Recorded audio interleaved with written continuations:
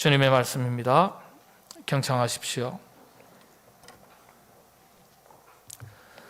자녀들아, 주 안에서 너희 부모에게 순종하라. 이것이 옳으니라. 내 아버지와 어머니를 공경하라. 이것은 약속이 있는 첫 계명이니 이로써 네가 잘 빼고 땅에서 장수하리라. 또 아비들아, 너희 자녀를 노엽게 하지 말고 오직 주의 교훈과 훈계로 양육하라. 아멘.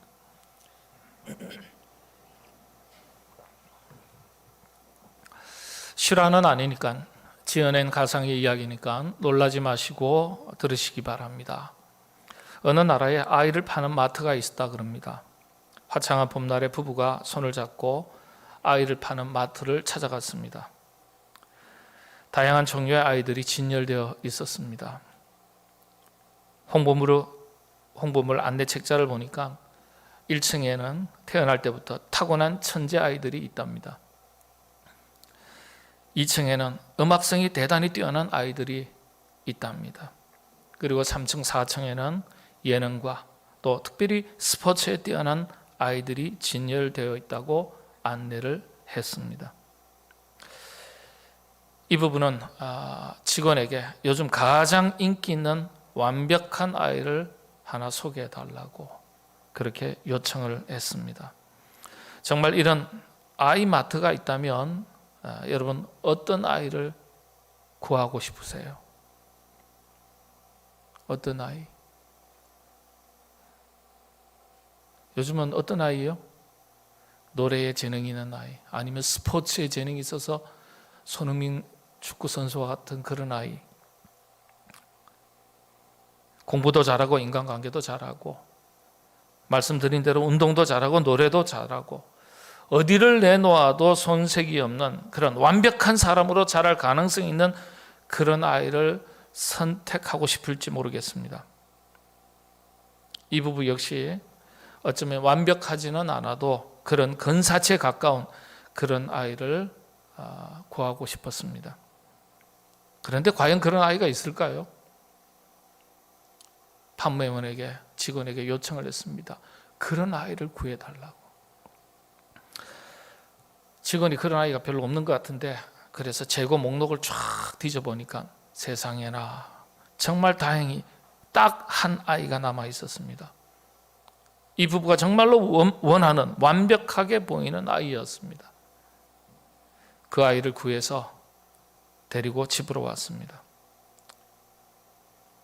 아이를 길러보니까 기대한 대로 부모를 귀찮게 하는 일도 없고 자기 일은 알아서 척척하고 시간이 되면 일찍 잠도 잘 자고 때가 되면 일찍 일어나서 학교도 가고 인사상도 밟고 학교에 가니까 공부도 잘하고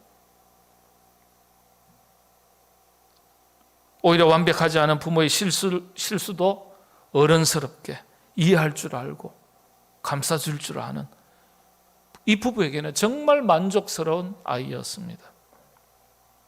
자, 그런데 어느 날 이 아이가 학교에서 돌아와서 갑자기 돌변합니다.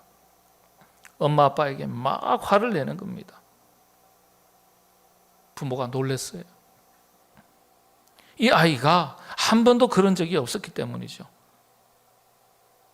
부모가 당황해서 어떻게 할까? 이 아이가 혹시 망가진 건 아닐까? 뭐가 문제가 생긴 건 아닐까? 그래서 이 아이를 처음 구했던 아이마트, 이 고객센터로 찾아갔습니다. 우리 아이가 이상해졌다는 거예요. 수리를 부탁한다는 거예요. 교정을 부탁한다는 거예요. 이해가 안 된다는 거예요.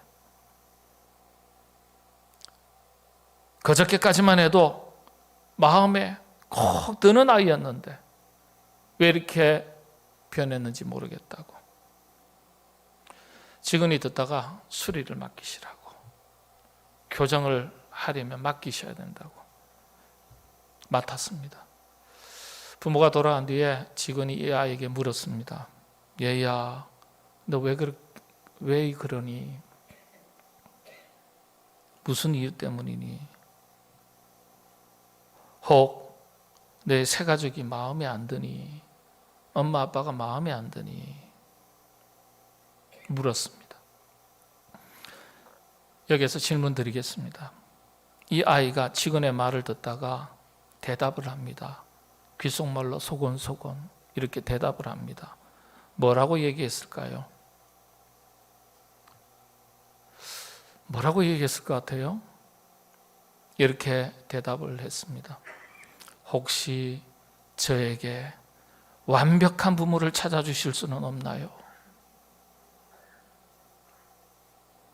여러분, 완벽한 아이도 없고 완벽한 부모도 없습니다. 그럼에도 불구하고 좋은 부모, 좋은 자녀를 굳이 말한다면 어느 것이 먼저일까요? 두말할 것 없습니다. 좋은 부모가 먼저입니다. 왜 그런 말이 있지 않습니까? 그 아버지의 그 아들이라고. 뭔가 아이가 조금 문제가 있으면 가정교육이 시원찮네. 아이가 반듯해요. 그러면 뭐라 그러죠? 가정교육 잘 받았네. 우리 그 말 하잖아요.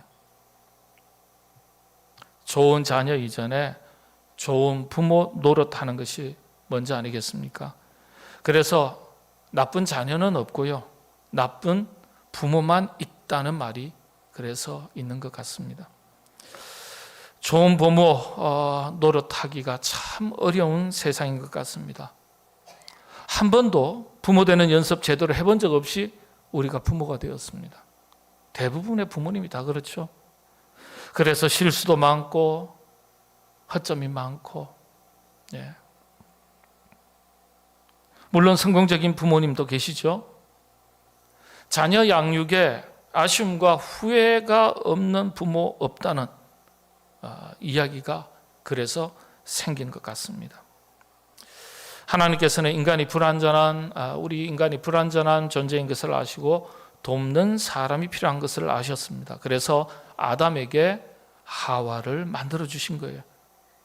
그래서 가족이 만들어진 겁니다. 그래서 가족은 서로 돕는 것에서부터 출발하는 겁니다. 서로 불완전하기 때문에 서로 돕는 것입니다. 그게 가정의 의미예요. 가족들이 서로 돕는 방식으로 존재하는 곳이 바로 가정이라는 울타리입니다. 여러분, 가정이 원어가 뭔지 아세요? 가정이요. 헬라어나 히브리어나 동일해요. 뜻은요. 가정. 아이스크림 사드릴게요. 수선집이에요. 수선집. 하나님께서 우리의 가정을 뭐로 만드셨다고요? 수선집으로 만들었어요. 아내가 고장나면 탓하지 말고 남편이 고쳐주셔야 돼요. 남편이 문제 생기면 아내가 위로하고 격려해서 고쳐주셔야 돼요. 자식이 좀 못났다 하더라도 가정의 품 안에서 고쳐주셔야 돼요. 우리 부모님이 자녀들이 생각하는 것만큼 기대 이상의 부모님이 아닐런지 몰라도 서로 돕는 가족이 하나님의 뜻입니다. 이런 가정이 오늘날 위기를 만났습니다. 굳이 수많은 조사 결과와 또 수치를 말하지 않아도 가정이 위기라는 것은 모두 공감하는 사실입니다. 행복한 가정은 함께 만들어가는 것이지만 그렇지만 부모가 먼저 해야 할 일입니다. 제도적 교회를 말할 때 교인들은 목회자를 세우고 그 목회자가 교회를 세운다, 그렇게 말합니다. 교인들이 아무리 많이 모여도 교회가 되는 건 아니에요. 목회자가 있어야 비로소 제도적 교회가 세워지는 겁니다. 가정도 마찬가지예요. 부모가 있고 다음으로 자식이 있는 겁니다. 부모가 먼저이고 자식이 나중이에요. 부모가 있어서 가정이 시작된 거예요. 그래서 부모가 참 중요한 것입니다. 오늘은 어버이 주일이죠. 가정의 달. 건강하고 참 행복한 가정은 부모님의 희생과 헌신을, 사랑을 기초로 세워집니다. 그렇지만은 부모만 잘한다고, 그리고 또 자식만 잘한다고 가정이 행복하게 지켜지는 것 아니죠. 지키는 것은 함께 수고하고 함께 노력해야 가정의 행복이 지켜지는 것입니다. 그래서 오늘은 성경이 말하는 가정, 우리 가족들에게 주시는 하나님의 권면의 말씀을 함께 찾고 우리의 가정과 우리 자신에게 주시는 하나님의 뜻이 무엇인지 함께 살피도록 하겠습니다. 네 가지를 살피겠습니다. 가정이라는 관점에서 자녀들에게 주시는 하나님의 말씀, 또 부모님들에게 주시는 하나님의 말씀, 그리고 부부에게 주시는 하나님의 말씀, 그리고 마지막으로 교회에 주시는 하나님의 말씀입니다. 첫 번째, 자녀들에게 주시는 하나님의 말씀. 자녀들에게 부모를 어떻게 대해야 할지 처음으로 성경에 기록한 말씀이 출애굽기 20장 12절의 말씀입니다. 10계명 중 하나로 주신 것이죠. 한번 우리 같이 한 목소리를 봉독하겠습니다. 시작합니다. 내 부모를 공경하라.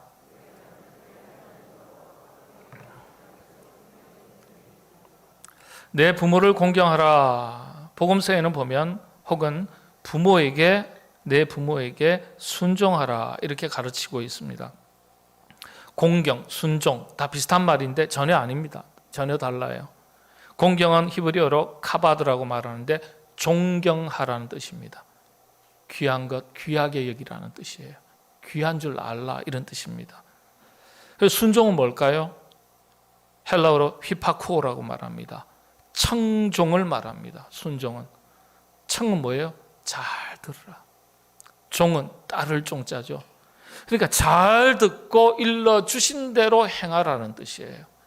공경과 순종. 자녀들에게, 내 부모에게 공경하라, 내 부모를 공경하라, 그리고 순종하라. 이 두 가지를 자녀들에게 명령하셨어요.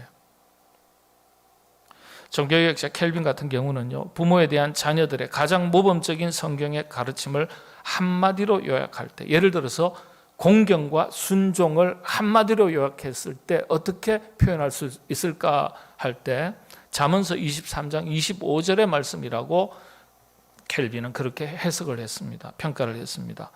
잠언서 23장 25절 말씀 함께 봉독합니다. 내 부모를 즐겁게 하며 너를 낳은 어미를 기쁘게 하라. 공경과 순종을 통해서 뭘 하라는 거예요? 내 부모를 즐겁게 해라. 기쁘게 해라. 그게 자녀의 가장 기본적인 도리라는 거예요.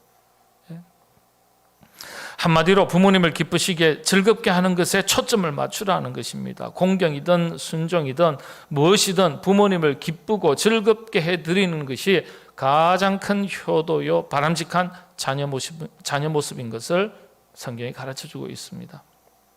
그런데 육신의 부모님을 기쁘시게 하는 것이 하나님을 기쁘시게 하는 삶으로 연결이 됩니다. 곧 하나님께 영광을 돌리는 것이죠.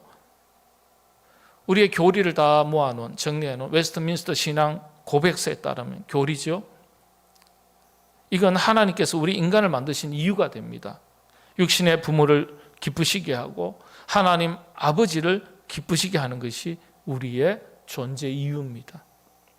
우리 모두 하나님의 자녀로서 하나님 아버지를 기쁘시게, 또 육신의 자녀들은 육신의 부모님을 기쁘시게 하는 자녀들이 다 될 수 있기를 바랍니다.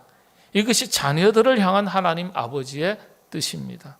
자, 그 다음으로 부모에게 주시는 하나님의 말씀이 무엇이겠습니까?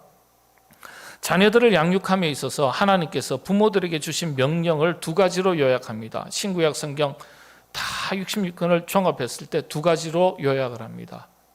부모님들에게, 자녀를 양육할 때 부모님들에게 주신 하나님의 명령. 첫 번째는 하나님의 말씀을 부지런히 가르치라는 명령입니다. 그런데 말씀을 가르치는 핵심이 무엇이겠습니까? 하나님을 사랑하는 것입니다. 하나님을 사랑하는 법을 부지런히 가르치라는 것입니다. 여러분, 사랑하면 나머지는 참 지키기가 쉬워집니다. 그래서 사랑하는 법을 가르치라는 것입니다. 신명기서 6장 5절에서 7절 말씀 한번 보시죠. 너는 마음을 다하고 뜻을 다하고 힘을 다하여 내 하나님 여호와를 사랑하라. 하나님을 사랑하라 먼저 말씀하시고, 오늘 내가 네게 명하는 이 말씀을 너는 마음에 새기고 내 자녀에게 부지런히 가르치며. 뭘 가르치라는 얘기예요? 하나님을 사랑하는 법을 가르치라는 거예요. 집에 앉았을 때든지 길을 갈 때든지 누워있을 때든지 일어날 때든지 이 말씀을 강론할 것이며 여호와 하나님을 사랑하는 법을 부지런히 가르치라. 사랑하면 나머지가 다 쉬워져요. 의무와 책임을 가르치지만 사랑함이 없으면요, 오래 가지도 못합니다. 지칩니다. 교회도 그렇습니다. 교회 사랑하는 법을 가르치면 나머지는 다 쉬워져요. 그렇지 않아요? 아내가 남편을, 남편의 아내, 부모가 자녀, 자녀가 부모. 사랑하면 나머지는 다 쉬워집니다. 의무를 넘어서고 책임을 넘어서는 거예요. 당연히 해야 할 줄 알지만은 사랑이 빠지면 그때부터는 지치는 겁니다. 오래 할 수 없습니다. 부담스럽습니다. 여러분, 하나님 많이 사랑하시게 되기를 바랍니다.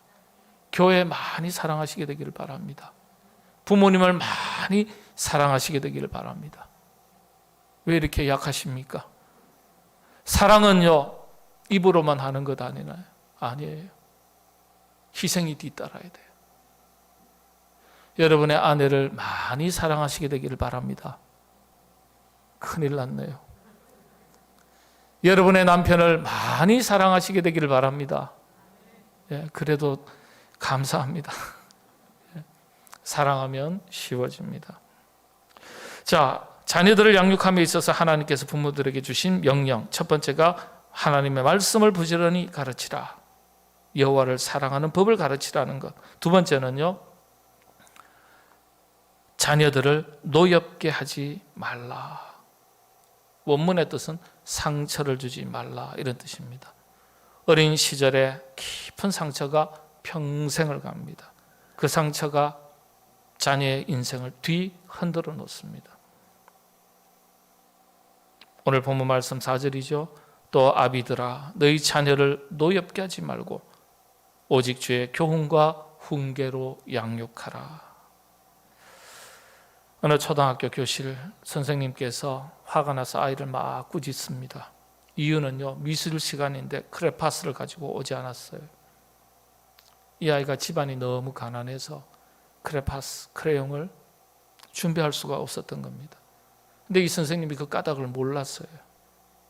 그냥 게을러서 깜빡 잊고 부주의해서 크레파스, 크레용을 가지고 오지 않은 것으로 아시고 야단을 칩니다. 머리를 쥐어박고 소리를 칩니다. 다음부터는 훔쳐서라도 가져와라. 그 후 17년 뒤 1995년 이 아이는요, 지존파의 대부 김기환이라는 이름으로 사형을 당합니다. 사형수 김기환의 최후 진술 이렇습니다. 초등학교 때 선생님의 말 한마디가 내 인생을 이렇게 만들어 놓았습니다. 어린 시절의 상처가 이렇게 인생을 뒤틀어 놓았다, 그렇게 말했습니다. 지존파의 행동 강령을 보니까요, 돈 많은 자를 저주한다. 두 번째는 10억을 모을 때까지 범행을 계속한다. 세 번째, 배신자는 죽인다. 네 번째, 여자는 어머니도 믿지 마라. 기가 막히죠.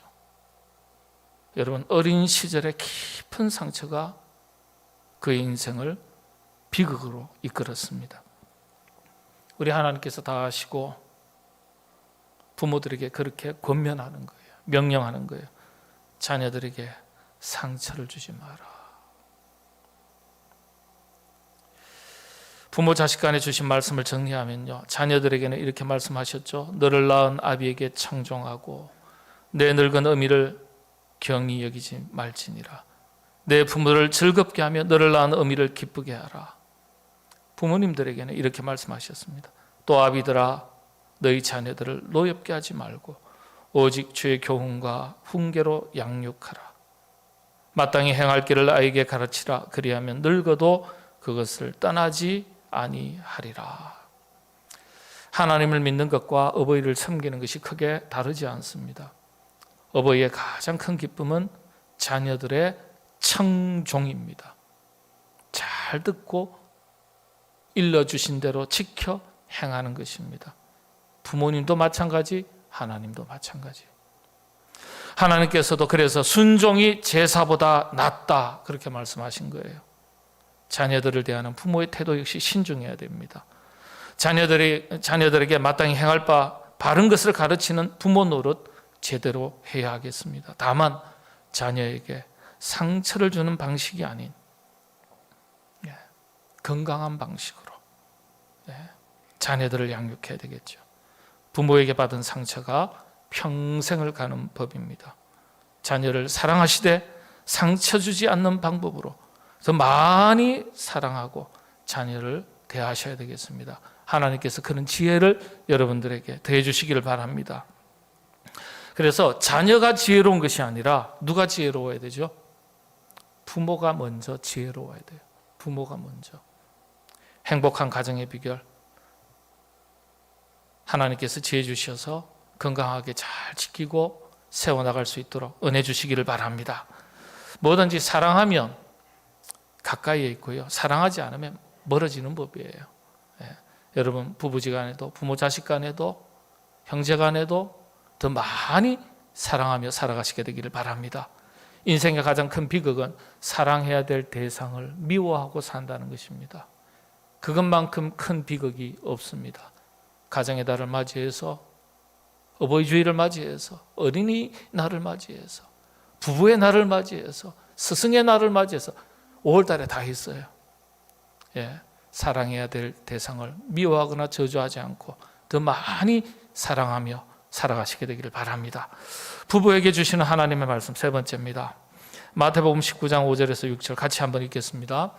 말씀하시기를 그러므로 사람이 그 부모를 떠나서 아내에게 합하여 그 둘이 한 몸이 될지니라 하신 것을 읽지 못하였느냐. 그런즉 이제 둘이 아니요 한 몸이니 그러므로 하나님이 짝지어 주신 것을 사람이 나누지 못할지니라 하시니. 부부관계에 있어서 성경이 가르쳐주는 바 중요한 단어 두 가지가 있습니다.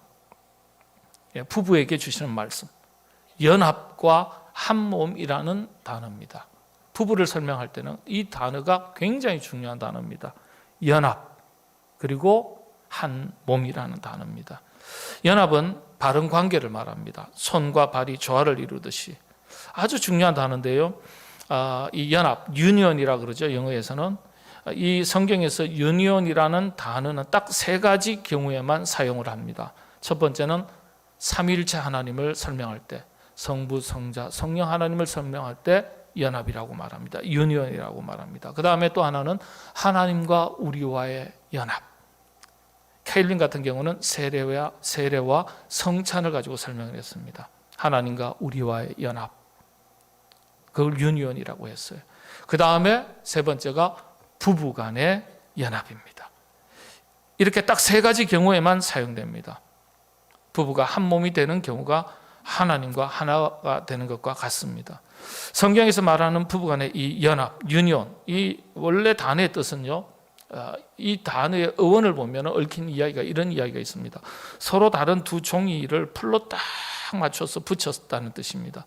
얼마나 잘 붙었는지 나중에 마른 뒤에 떼어내려면요, 이게 제대로 떼어집니까?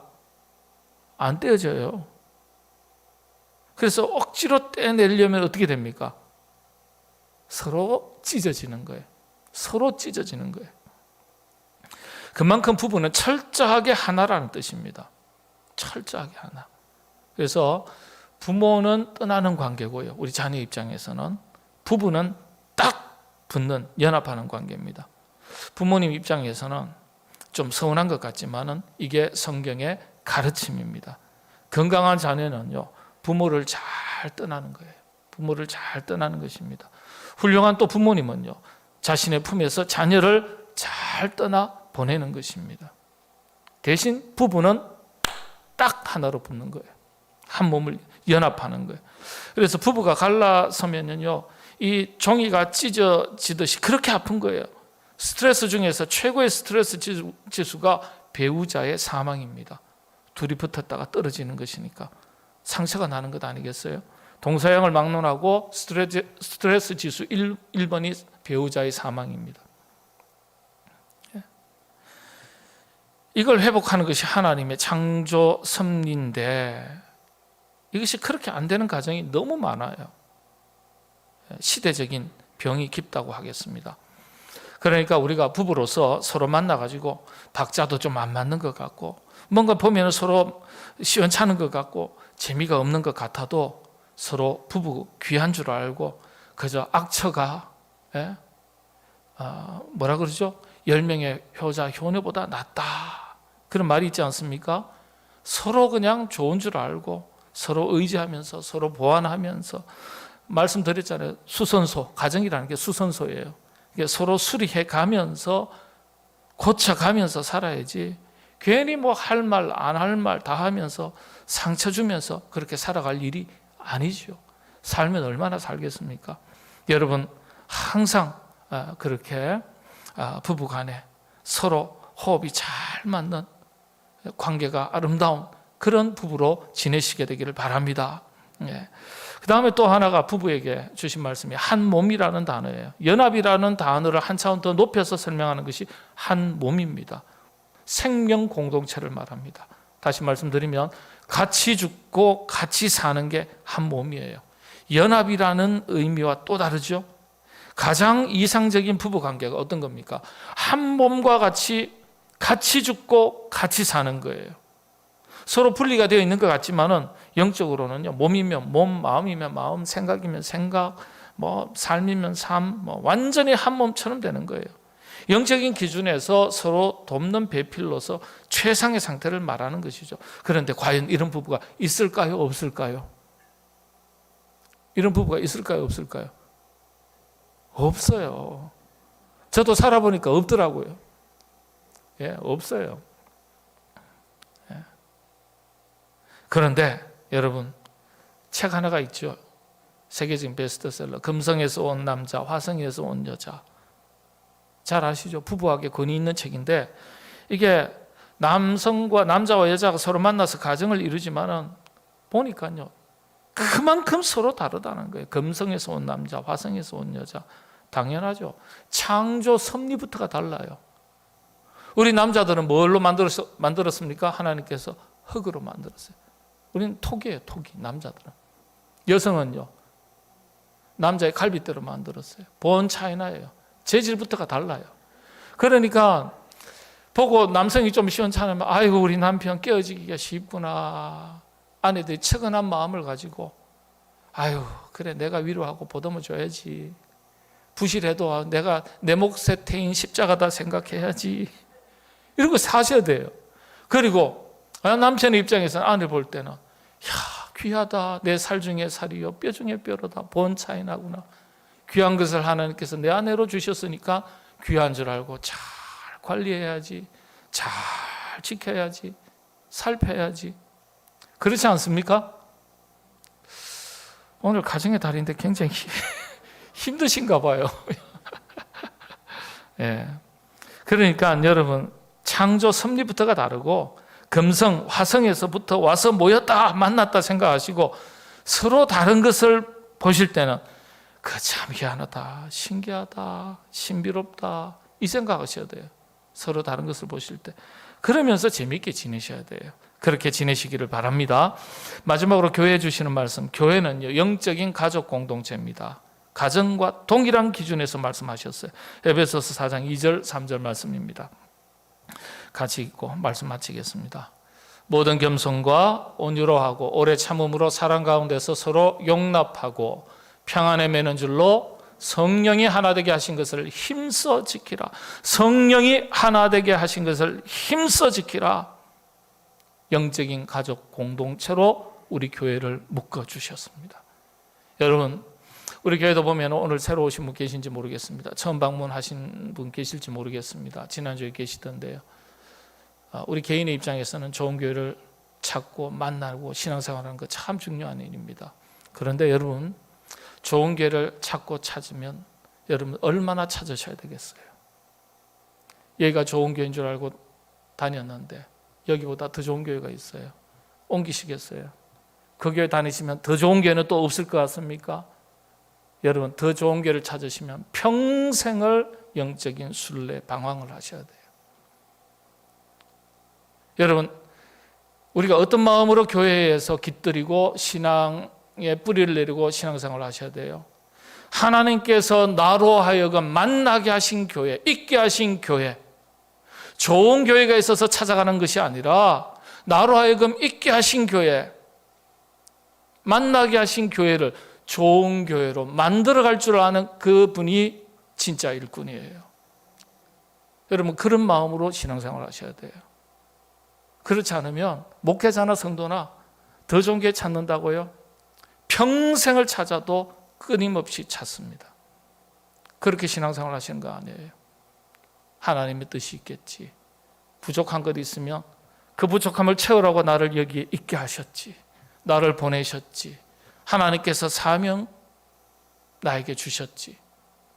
이 교회를 하나님께서 나로 하여금 만나게 하실 때는 이 교회가 좋은 교회 되도록 만들어가는 일에 헌신하라고 나를 이곳에 보내셨지.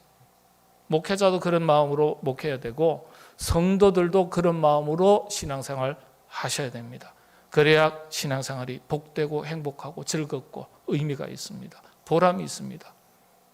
그렇지 않으면 계속해서 떠돌이 생활합니다. 혹시라도 교회 찾으신 분 있다면 기준은 하나입니다.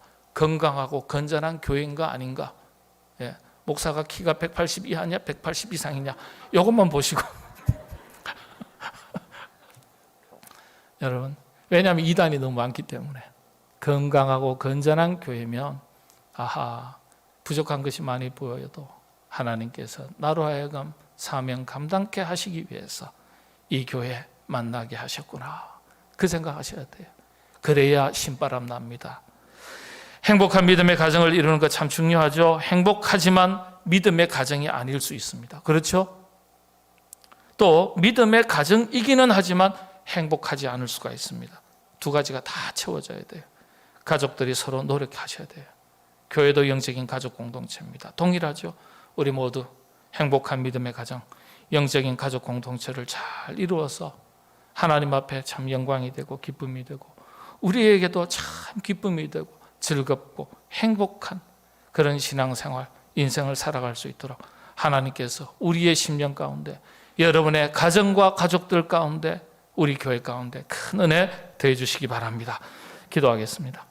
하나님, 일러주신 말씀 가슴에 담고 아버지께 영광, 우리에게도 큰 기쁨이 되는 교회 생활, 가정 생활 되게 하여 주옵소서.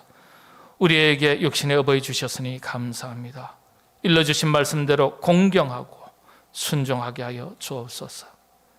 아버지 하나님이여, 자녀들 상처 주지 않는 방식으로 하나님을 사랑하는 법을 자녀들에게 잘 가르칠 수 있도록, 그 부모의 역할 잘 감당할 수 있도록 지혜를 더하여 주시옵소서. 우리 교회가 영적인 가족 공동체로서 모일 때마다 기쁨과 즐거움과 행복이 넘쳐나는 그와 같은 교회 되게 하시고, 복음의 사명을 힘있게 감당하는 데 일치단결하는 한 몸을 이루는 교회 되게 하여 주옵소서. 모든 것 주님께 감사하고 예수님의 이름으로 기도하옵나이다. 아멘.